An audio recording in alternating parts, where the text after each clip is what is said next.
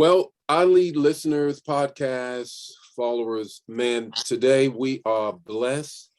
We're better than blessed to have one of the most formidable leaders in our time to return back to iLead. And he needs no introduction, though I will give just a little bit. So to help those who may not know Dr. Jamal Bryant. Dr. Jamal Bryant, from GED to PhD, from Baltimore Empowerment Temple to New Birth Missionary Baptist Church, from NAACP, leader of 70,000 youth, to now just being a person always on the cutting edge, speaking into the lives of the kingdom of all races, predominantly African Americans, and leading all of us forward in a whole new way of thinking and doing. We want to welcome back to iLead Podcast, Reverend Dr. Jamal Bryant. Good day, Bishop. Thank you for having me. I'm honored to be a part. Yes, we're so thankful and grateful that you are a part. And today, leaders, what we're going to be talking about is a range of things. We're going to talk about everything from the pandemic to politics to pop culture. And we want to hear what this man of God has to say about the things that we're currently dealing with. And so I want to ask Dr. Bryant, what should leaders be doing right now in this post-pandemic? And I'm already saying post-pandemic, maybe you have a different perspective. What should leaders be doing? Entrepreneur leaders, faith leaders, kingdom leaders, in your own household. What should we be doing right now with respect to the pandemic or post-pandemic? In terms of leadership? Ed Koch, when he was the mayor of New York, when opening up a new idea, he would say to the press, we're going to try this, and if it doesn't work, we'll try something else. This is the hour of the innovator. Here's the reality, Bishop. There is no pastor alive who has ever pastored in the pandemic. So what it is that we're doing is really blazing new territory. We're throwing stuff at the wall to see what works. My father said to me in the height of the pandemic that the pandemic is the best thing that can happen for a lazy man and what can happen for an industrious man. A lazy man will say, I can't do it because it's a pandemic. An industrious man will say, I should try it because it's a pandemic.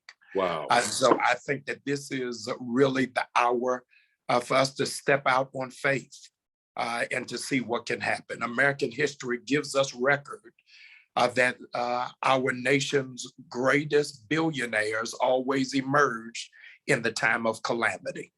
And so I'm excited to see what is going to happen on the other side of this pandemic. So we're literally speaking to billionaires right now. Yeah, business billionaires, futurists, entrepreneurs, cultural influencers all are getting ready to see new things. In this pandemic, the world was introduced to DJ Nice, who had been doing music for 25 years, but when he did it from home, not from a nightclub, when he did it from home is where his career took off. And so I think that we're getting ready to see some novel and interesting things happen. This reminds me of when we're talking about this whole thing of putting things in context. Prior to us coming on air, Jamal and I was talking about a retreat that we had just been to. We go to it every year. It's an invitation-only retreat. It deals with issues that the kingdom is dealing with. And this whole concept of every 500 years, something happens in the church world, the kingdom, as well as the world itself. I'm gonna try to recall that. And Jamal, I'd love for you to just kind of pick up on that. Yeah. Of course, we had 1,000 years, the Davidic kingdom of David, then 500 years, the return of Babylon, the children of Israel or nation of Israel at that time from the return of Babylon, 500 more years, Christ, then 590, the breakup of the church, if you will, and then the East-West split, and then in 1517, Protestantism, and now we're here at 2000. And these are all approximate, give or take 10, 15 years or so. And so the whole idea was, the premise of the argument is that every 500 years, the kingdom, the church of God does something along with society and culture. And this is really the beginning of that. Can you speak to that? Oh, no, absolutely. I put it this way, Bishop, that the church is in puberty, that the voice is changing, that our skin is breaking out, that we are beginning, as my grandmother used to say, we're starting to smell like outside.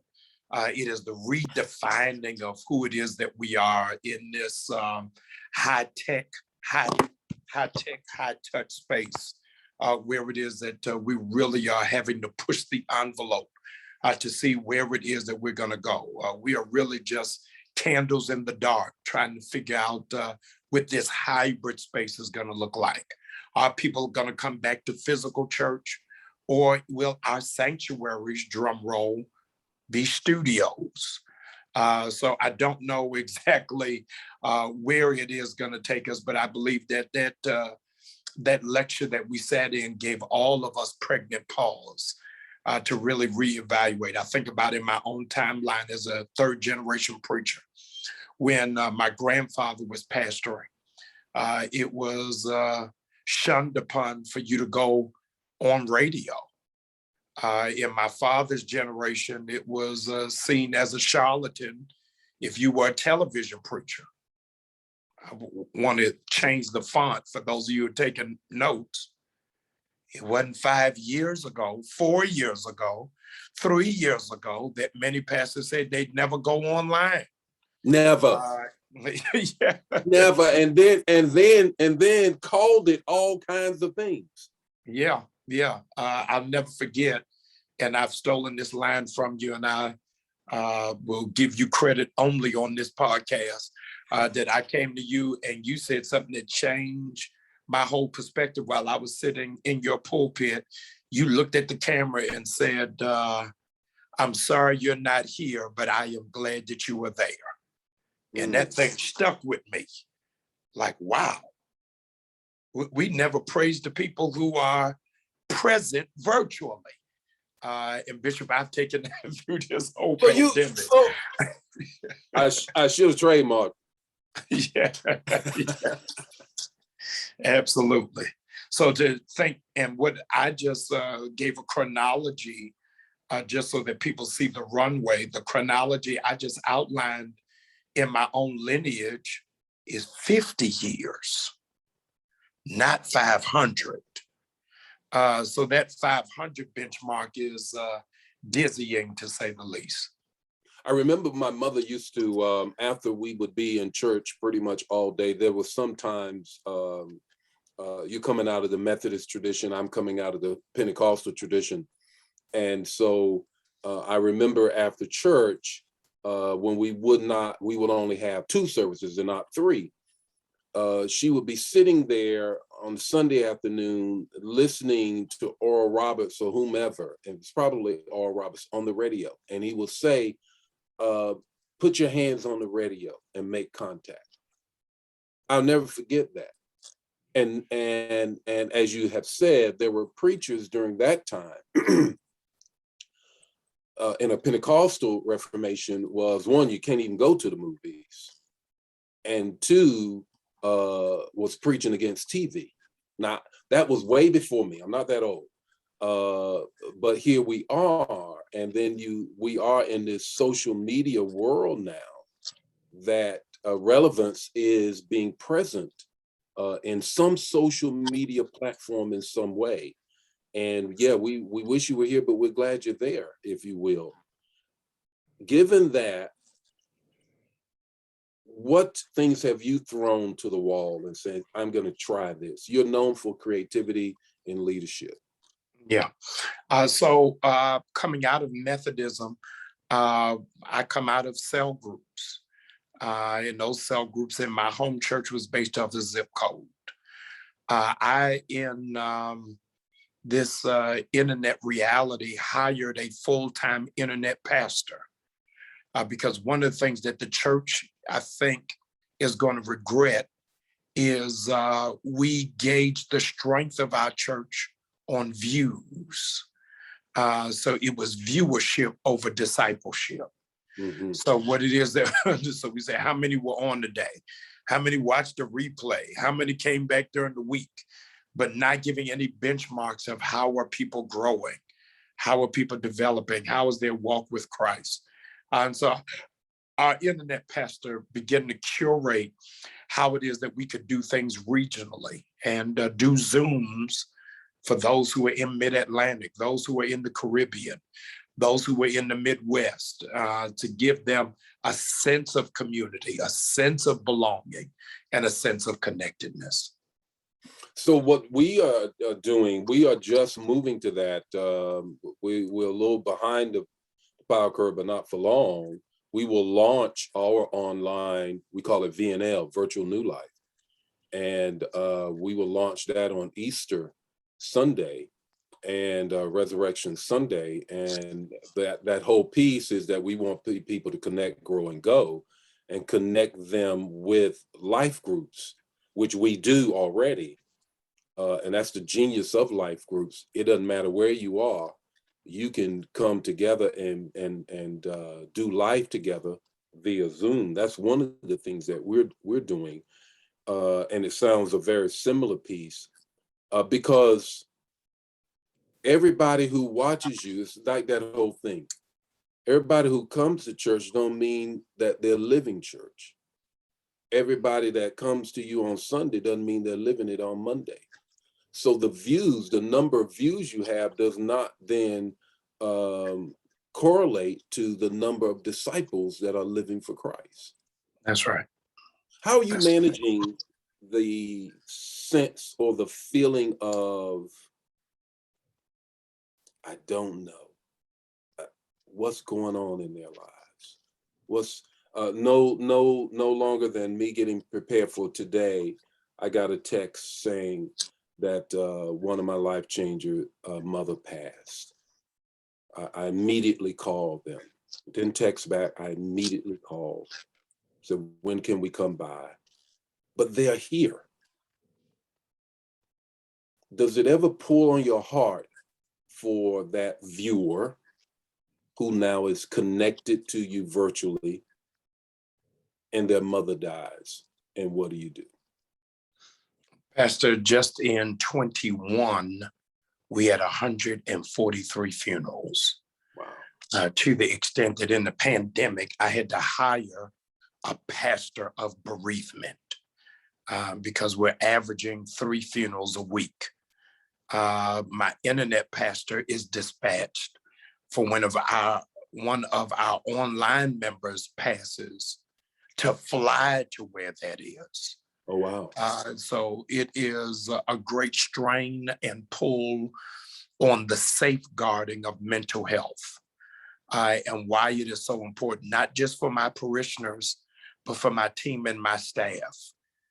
Because can you imagine, we have had collectively 800,000 deaths and the nation has not called for one day of mourning. We've just gone on as if nothing has happened. When people have lost grandmothers and wives and children and best friends, and the nation has done nothing collectively for a pause to exhale. And so I think that that's needed and so very necessary. I think, for clarification, I think when Biden came in office, he did do something and pause for that. I believe that would be, and you may be right, but and maybe you're talking about an official proclamation from the legislation of saying this is a day of mourning. That Yes, I know. yes. So then you literally says, okay, my online pastor and someone has reached out and says, my life has been so impacted you will then send them to have impact in that person's life or be with them. That's correct.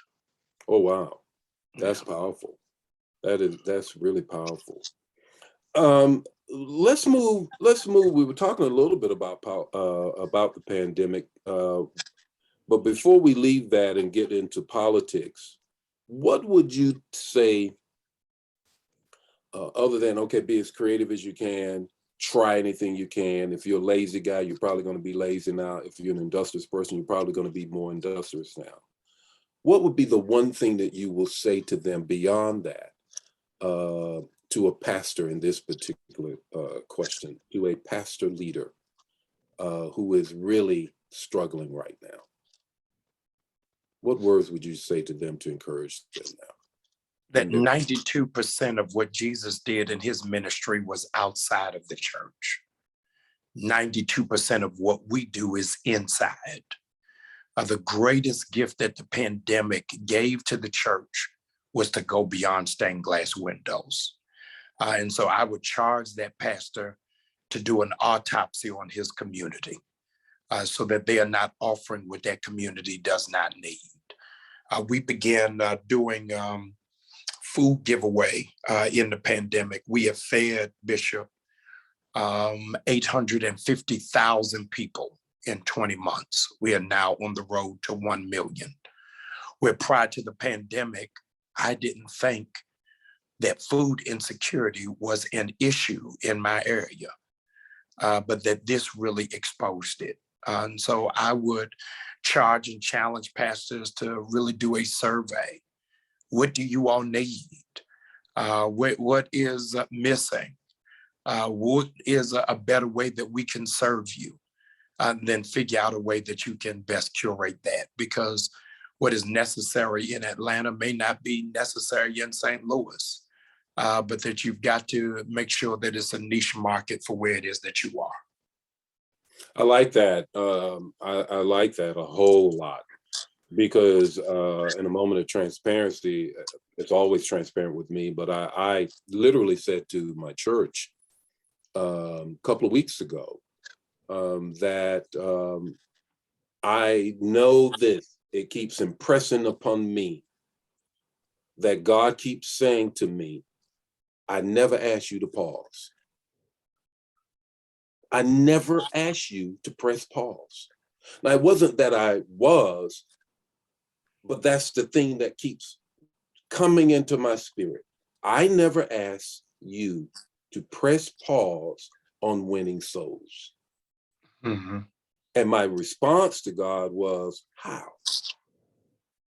And I think the answer is coming with, as you were saying, being creative and curating and surveying and asking the question as to what can do. We're so, when you ask the question of anyone, it implies you don't know.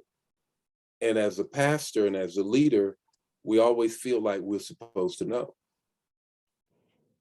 And I think that that's something that I know that I have to look at, is that, okay, at admission, I don't know what to do in terms of leading you right now. So tell me.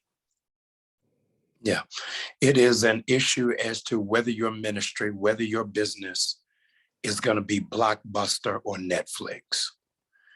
Blockbuster was offered the opportunity to buy Netflix and turned it down because they didn't see the trend. They thought that it was all going to be reserved in brick and mortar. As a consequence, Bishop, New York Times a couple of months ago said that a great deal of churches will not be open in the next 24 months because they're still wedded to a Blockbuster model when they need to elope with a Netflix paradigm of how it is that I can do it on demand, how it is that I offer any number of different genres, how I am consistently available, how it is that we meet the need, has all got to shift and change. We will not be the church we were in 2019. Y'all come means y'all go now. Yeah. Yeah, I clearly see that. And We're in the midst of looking at planting a couple of churches actually in Georgia. New Life, Georgia, New Life, either Warner Robins or New Life, Macon, one of the two, praying through that. And one of the things that we're doing is going to make sure that about 40% of what we present will be online. Nice. Through our portal. No, that's great. And so that's what we're working through now. But let's shift to this whole political world with respect to leaders. And for those of you watching and listening right now, iLead broadcasts and podcasts, it's very, very important that you understand from an African-American point of view, there is no separation of church and state. If African-Americans ever went for that, we would not be here in America right now. We would be extinguished. And so there is no distinction because the faith requires that you be in all areas, and politics is one of them. What are your thoughts about President Biden's just said this morning, in fact, Ketanji Brown as the nominee to be the first African-American woman to be on the Supreme Court? I think that one, I am grateful that that is one promise that I can stand on, that he's made to our community, that he has made good on. The Black women have single-handedly saved the Democratic Party. Going back to the first and the second election of President Obama, Black women outvoted white men for the very first time in American history. When President Biden was elected, he was elected on the shoulders of Black women. So it wasn't just Biden who are indebted to Black women. The Democratic Party is indebted, and might I say, America is. And so what about all of the other promises that he hasn't kept? Voters' rights, those pieces. From a leadership point of view, what would you speak to from a leadership point of view? Yeah, that he has a whole lot of work to do.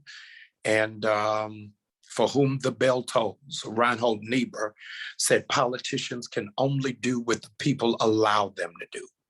And I think that Black Americans realize that we can't have blind trust. This is not a game of spades. This is real life. And as a consequence, how it is that our voting rights are not being protected when our votes are needed is just plainly spoken insanity. When you look at still the call for universal healthcare coverage, still the need for the funding of HBCUs, there's a whole lot of work that needs to be done. And I'll just whisper loudly that 2024 is coming. And as a consequence, we're not going to just throw our votes to the wind because power concedes nothing without a demand. So says Frederick Douglass. Do we then, if not support Biden or Democratic, which way do we turn? Yeah. Support's not there. What are our alternatives, options? Fannie Lou Hamer said, we don't have permanent friends, we have permanent interests. And so we can't just vote for the party when they don't have a reflective policy. We have to really navigate who stands and represents with the best ideals that will advance our community forward, whoever it is, whether they're libertarian, whether they're independent, whether they're Republican, whoever will advance our community forward is who it is that we're going to have to get in line with. Evangelicals showed us something very stark in contrast. They said, we know Trump is a mess. We know that he shoots himself in the foot, but he stands with our three issues: Israel, anti-abortion, anti-same-sex marriage. As long as he stands with those three, we standing with him. And they did so almost to a fault. So consequence, Black people are going to have to recalibrate because we more often than not vote on personality and not on policy. So for us, many times is, do we like the person? Are they a good orator? Do they seem affable? And not where do they stand on the issue? Going into 2024, we've got to be biblically literate that our people will die from a lack of knowledge. And so it's up to us as those who are in the pulpit to educate our people on what are those policies and understand that policy is more important than personality. Let's take the policy of same-sex, transgender, and abortion. That policy that Trump has been, no matter what, like him or not, he has stuck to that, as you have said, which has kept evangelical conservative Christians in line with that. And you say, let's then look at our policies from a biblical point of view. Then some will say, well, then, Jamal, that's a contradiction because scripture clearly teaches against those issues. So then why aren't you with the party who espouse those issues? Can you help this dichotomy and this thinking that is going on in particular with African Americans and younger African Americans too? So you're biblical, but yet you do this. Speak to that. Because regrettably, Black people don't have the luxury of choosing three issues. Is that the Bible also says, remember the poor. The Bible also says, as you treat the least of these. And so our responsibility even is beyond sexuality, but societal. And so African Americans are grappling with something Republicans refuse to deal with. Here it is, a living wage, not a minimum wage. How many Black people have a job and a side hustle? So they selling diet teas, selling waist trainers, selling prepaid legal, whatever it is that they can outside of a full 40-hour-a-week job. How many Black people only go to the doctor when they go to the emergency room because they do not have affordable health care? All of those are still issues. And so we can't just pick one versus the other. We need all of them. So then when you talk about that, and when you say, okay, we can't just look at one issue. We got to look at all of the issues. And the response then is, this is life and death. This is Sodom and Gomorrah. Yes. How do you then compare? So the Republicans' contradiction, Bishop, is that they are pro-life until the child is born. And then after the child is born, they are no longer pro-life. As a consequence, this same party cuts the funding for Head Start programs. This same party raises the budgetary line item for military over education. This same party is pro the death penalty. This same party is heavy on crime and low on rehabilitation. And so we've got to deal with what is the contradictions and the hypocrisy that they espouse to be spiritual truths because it is not consistent across the board. I think we would argue that God is a God from birth to death, not just a God from birth. That the theology of the womb is used against us as opposed to beyond the womb, if you will. Yes. And this is what I oftentimes see is clearly, and the dart is thrown at the Jamals and Bishop Dudleys of the world for saying you don't care about a child in the womb, as if we are supportive of abortion, and we're not. Right. The dart is thrown as if we support picking that. and choosing, when the reality is, Bishop Dudley, more white girls have abortions than Black girls. But they give a tainted perspective that is just all of our people, and that's not true.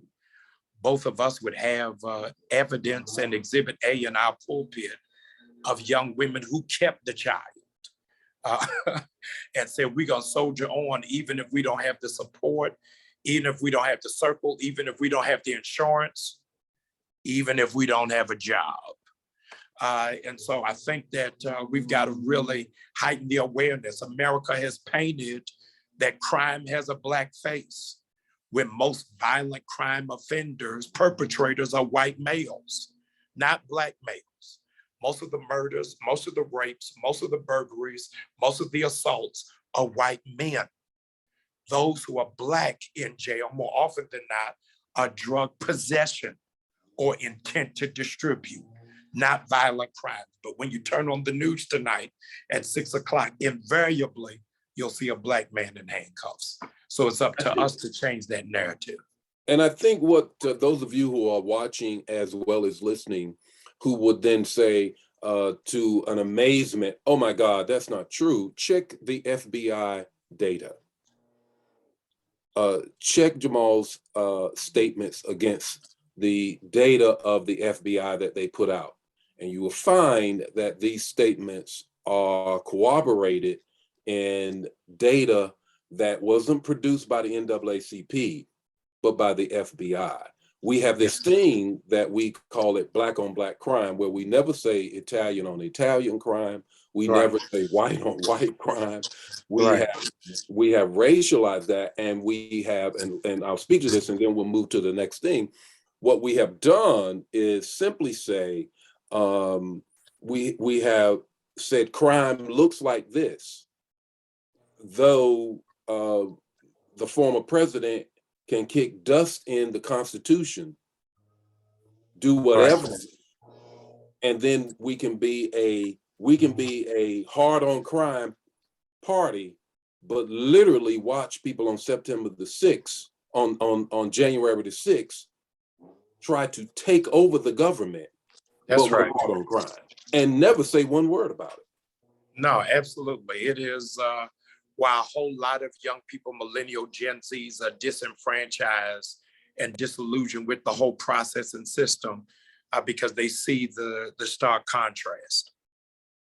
And so this business of, and we'll speak to this, and then I want to move to the modern day Reconstruction. We really need to make clear distinction when we talk about the issues of same-sex, abortion, transgender are equal to. You cannot say with one voice, all sins are the same, and at the same time, do ignore the things about, as Christ said, what have you done to the least of these, as well as crime does not have a Black face, it has a criminal face. So I want to mention that.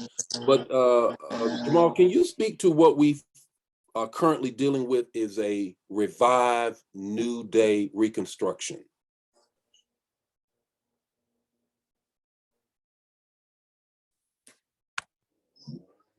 Bishop, if you can repeat that question, you went out, I apologize. Oh, no problem. Can you speak to the resurrection of Reconstruction? Wow. Wow. I think I can speak to it as now a Georgia resident that just over a year ago, we elected from this state a senator that was Black and a senator that was Jewish from a state that was the hallmark of the Confederate flag.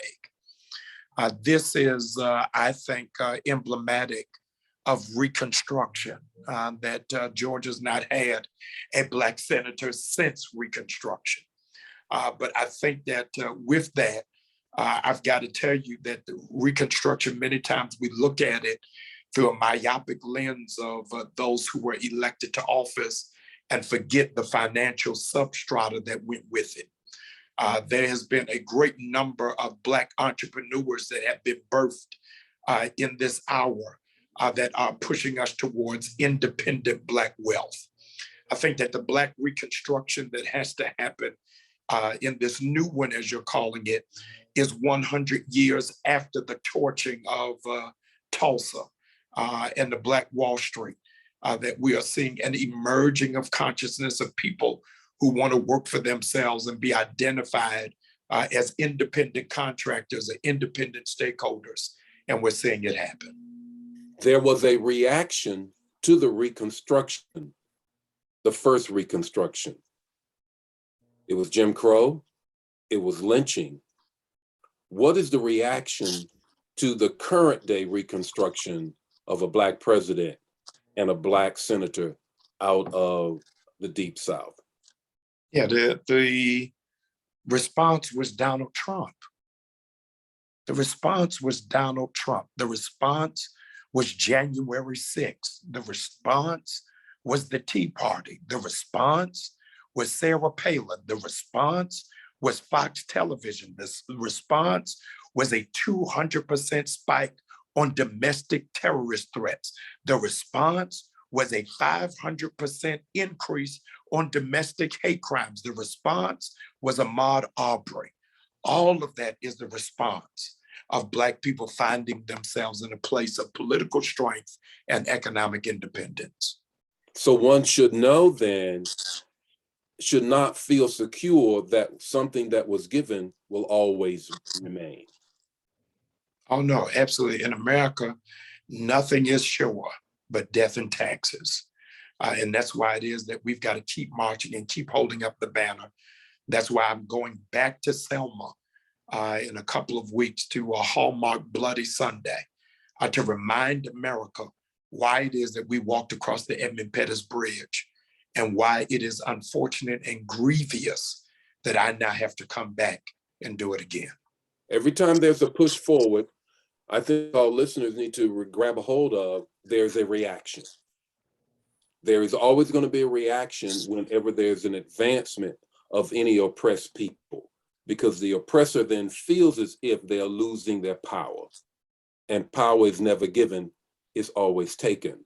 So to that end, you have a t-shirt on, wonderful shirt. I want that shirt, Critical Race Theologian. Yes, sir. What is, define critical race theory, and what is the fear of it? Yeah.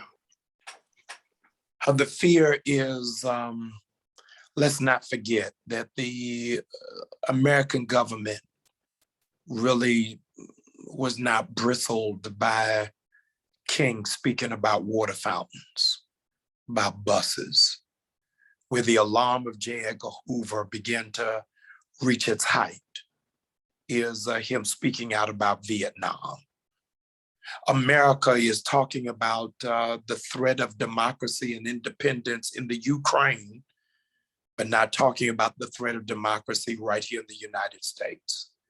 Critical race theory forces America not to look out the window, but to look in the mirror and to see what it is that we have done right here on the alleged land of the free and the home of the brave. It's a terrible thing when you've got to do study and research and reports and lessons about the blood that drips from the hands of the nation that you serve, you live, and you pledge allegiance to. And that's why there's outright fights in Alabama and Texas that America's students don't learn about itself. Malcolm X said, woe unto oppressed people if their only education comes at the hand of the oppressor. And so that's why it's so important that Black history for us is not limited to February, but all year, that we do enlightenment and education. Paulo Freire, who wrote the book that I had to learn in seminary, in religious and Christian education piece, The Pedagogy of the Oppressed. And he speaks to the fact that you're educated to your own oppression. And one needs to know that the oppressor is not going to tell you about how he oppressed you. the victor does not permit the victim to write their history. And critical race theory, for those who are watching, is such a hot button issue here. I want to press this in, and then we're going to kind of bring it to a close with a little bit of pop culture. Critical race theory says that we are all pushed into a binary choice. You either side with those people of color. The people of power pushes you into a binary choice. People of color or majority culture. And critical race theory also says, for those who are watching and listening, it says that, as I just said, the oppressor will not permit the oppressed to write their own history, and that norms are dictated by the majority. And anybody that comes up against the norm and says, I'm being oppressed, is a threat to normative behavior. And so it says all of this, and we're going to have a discussion on this actually this Sunday at my church with Dr. Emerson about this whole dichotomy of thinking.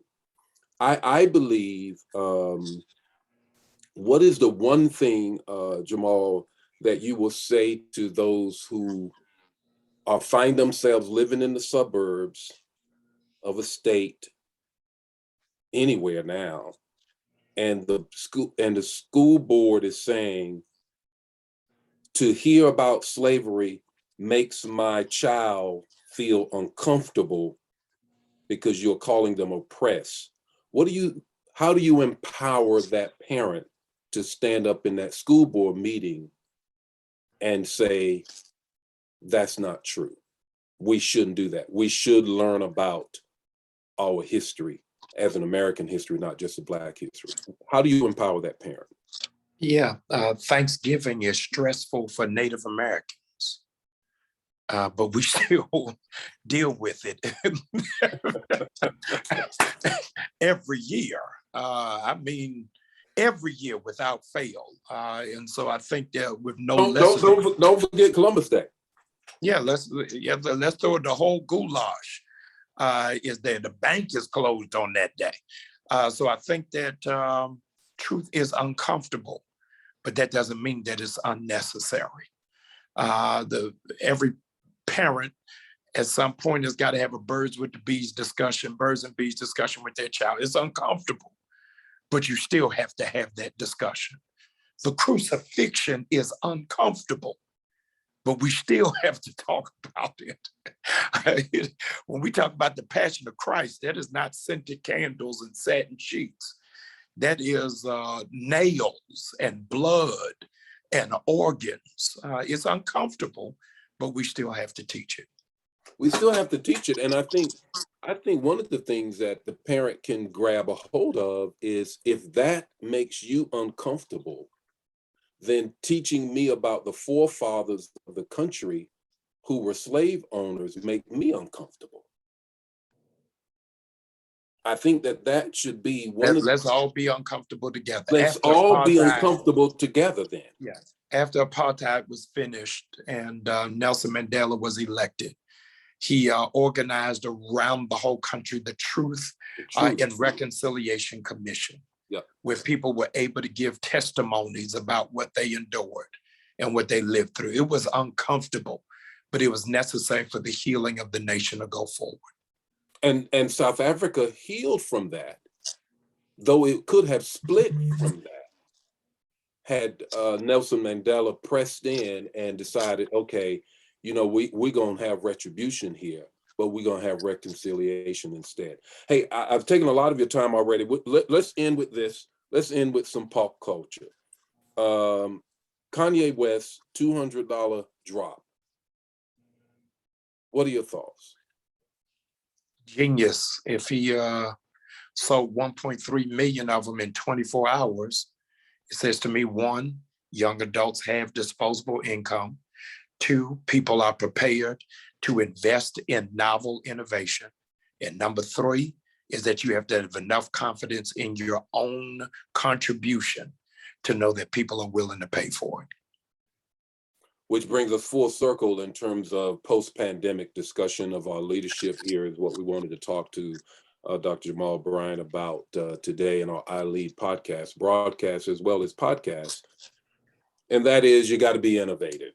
I'll give you the last word, but I want to just couch it with what you said your father said in this moment. It is the pandemic is, as you said it, can you repeat that? It's the best thing that happened for a lazy man and the best thing that happened to an industrious man. A lazy man will use it as an excuse. An industrious I'm having trouble connecting to the internet. Oh Lord, I'm sorry. Take a look at the help section in your Alexa. Oh my God. This is the technology day. Yeah, I'll start that sentence over so she can edit it. Is that it's the best thing for a lazy man because he'll find an excuse. It's the best thing for an industrious man because he'll make it a reason. And so I think that the pandemic will expose people for who they really are, whether they're industrious or whether they're lazy. So iLead leaders and listeners, which one are you going to be? I trust that as an iLead leader, you're going to be the industrious man. Dr. Jamal Bryant, senior pastor of New Birth Baptist Church in Lithonia, Georgia, right there in all of the suburbs of Atlanta. We are so thankful and grateful that you have shared so much of your precious time with us. Final words, always ask every question. I ask every guest on iLead podcast, this one question from our governor to our senator. Everybody has to answer this question. How do you lead in any room you find yourself in? I lead in any room I find myself in by discovering where is the exit. In the hotel, and I travel every week, at the back of the door, it says, "You are here, and this is how you get out." Most people become so enamored with being in the room that they never figure out how to get out of it. While it is that many of the deals happen in the room, the execution is what happens once you get out of that room. Wow. Thank you. Thank you so much, Jamal. The Lord bless you, Bishop. And he bless your ministry. Honored to be a part. Thank you, Bishop. Bye now.